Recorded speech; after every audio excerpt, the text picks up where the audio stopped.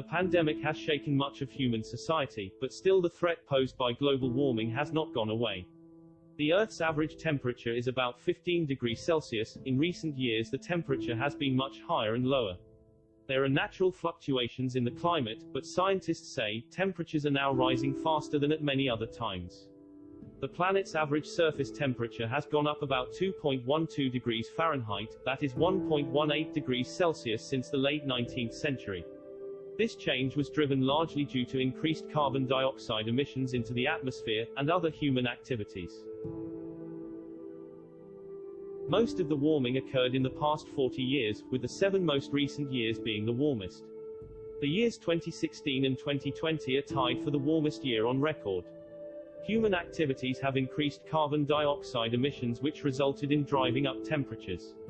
Extreme weather and melting polar ice are among the possible effects. Most man-made emissions of carbon dioxide come from burning fossil fuels. When carbon-absorbing forests are cut down and left to rot, or burned, the stored carbon is released and it contributes to global warming. Fossil fuel burning for energy consumption is the main source of these emissions, with additional contributions from agriculture, deforestation, and manufacturing.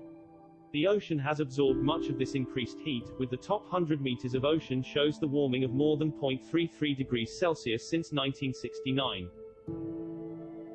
Earth stores 90% of the extra energy in the ocean. Temperature rise is amplified in the Arctic, where it has contributed to melting permafrost, glacial retreat and sea ice loss. Warmer temperatures are increasing rates of evaporation, causing more intense storms and weather extremes. Solar energy radiating back to space from the Earth's surface is absorbed by greenhouse gases and re-emitted in all directions. This heats both the lower atmosphere and the surface of the planet. Without this effect, the Earth would be about 30 degrees Celsius colder and hostile to life. Across the globe, the average sea level increased by 3.6 millimeters per year between 2005 and 2015. Most of this change was because water increases in volume as it heats up. However, melting ice is now thought to be the main reason for rising sea levels.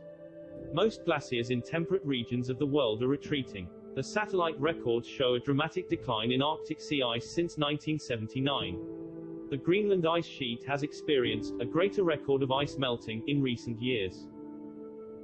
Satellite data also shows the West Antarctic ice sheet is losing mass.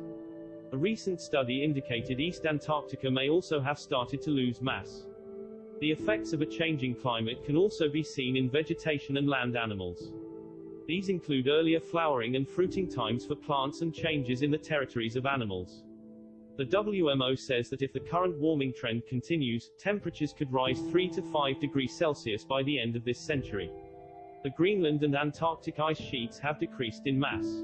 Data from NASA's Gravity Recovery and Climate Experiment show Greenland lost an average of 279 billion tons of ice per year between 1993 and 2019, while Antarctica lost about 148 billion tons of ice per year. A new study by NASA and university researchers has found that the ocean waters melting the undersides of Antarctic ice shelves are responsible for most of the continent's ice shelf loss.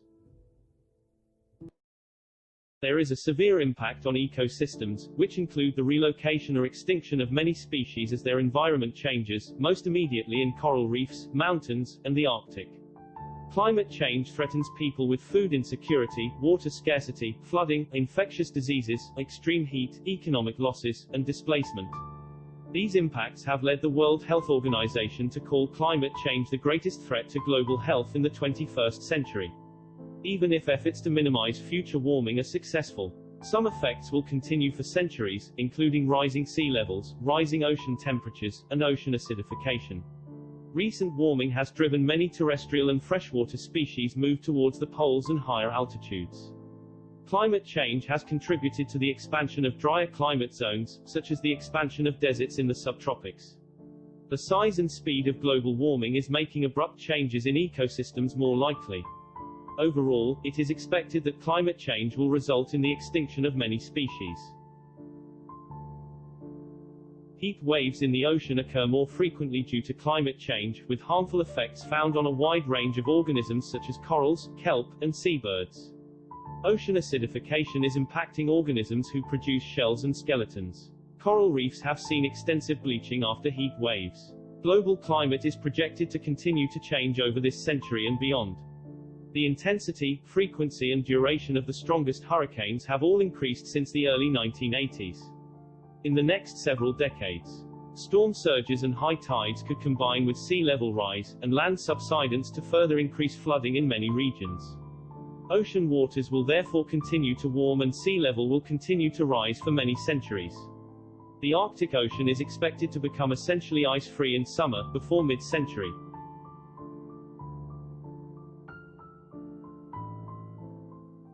China is responsible for around 28% of global greenhouse gas emissions. Countries have only a limited time, they have already signing up to deep carbon cuts and there has already been progress.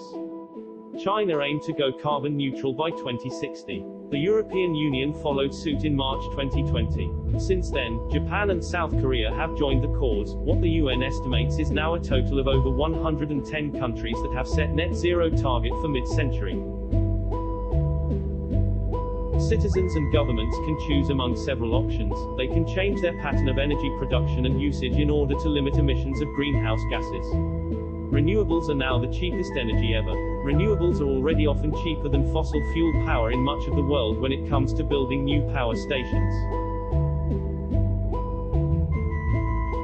While our understanding of how climate change affects weather is still developing, evidence suggests that extreme weather may be affected even more than anticipated. Extreme weather is on the rise, and the indications are that it will continue to increase, in both predictable and unpredictable ways.